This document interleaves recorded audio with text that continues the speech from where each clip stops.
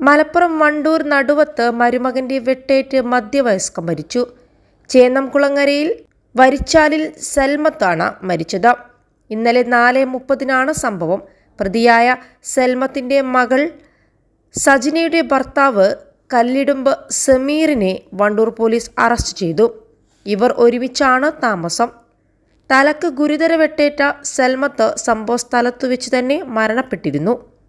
സമീർ നിരന്തരം ഭാര്യയെയും മക്കളെയും അമ്മായിയമ്മയെയും ഉപദ്രവിക്കാറുണ്ടെന്നും ബന്ധുക്കൾ പറഞ്ഞു.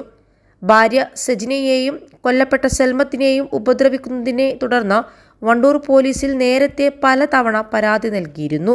ഇന്നലെ രാവിലെ വീട്ടിൽ നിന്നിറങ്ങിയ ഷമീർ വൈകിട്ട് വീട്ടിലെത്തി കയ്യിൽ കരുതിയ തേങ്ങ വലിക്കുന്ന വലിയ കത്തി ഉപയോഗിച്ച് ആദ്യം ഭാര്യ സജിനയെ വെട്ടാൻ ഓങ്ങുകയായിരുന്നു. ഈ സമയം സജിന കുട്ടികളുമായി പുറത്തേക്ക് ഓടി. ഇതോടെ പുറത്ത് പാത്രം കഴുകുകയായിരുന്ന സൽമത്തിനെ പിന്നിൽ നിന്ന് നിന്നെ ഇവിടെ ജീവിക്കുവാൻ അനുവദിക്കില്ല എന്ന് പറഞ്ഞ് വെട്ടുകയായിരുന്നുവെന്നാണ് പരാതി. +2 ഡിഗ്രി കഴിഞ്ഞവർക്ക് വേൾഡ്സ് ഫസ്റ്റ് AR/VR ക്ലാസ് റൂമിലൂടെ സ്മാർട്ട് ഫോൺ എഞ്ചിനീയർ ആവാം. കൂടുതൽ അറിയാൻ വിളിക്കൂ ബ്രിഡ്കോ ആൻഡ് ബ്രിഡ്കോ. നിലത്തു വീണതിനു ശേഷം നിരന്തരം വെട്ടുകയും തുടർന്ന് ചവിട്ടുകയും ചെയ്തെന്ന് സൽമത്തിന്റെ മകൾ സജിന പറഞ്ഞു.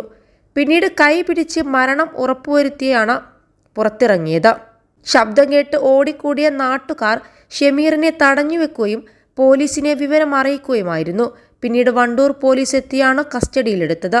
നിലമ്പൂർ DYSP വർഗീസ്, വണ്ടൂർ CIA അജീഷ് കുമാർ എന്നിവരുടെ നേതൃത്വത്തിലുള്ള പോലീസ് സംഘം സ്ഥലത്തെത്തി അന്വേഷണം ആരംഭിച്ചു. 21 ലക്ഷത്തോളം സന്തുഷ്ടരായ ഉപഭോക്താക്കളും 2 ലക്ഷത്തോളം തിമിര ശസ്ത്രക്രിയകളും പൂർത്തിയാക്കിയ മലബാറിലെ ഏക കണ്ണാശുപത്രി Al Salama eye hospital, hospital road, Perinthalmanna.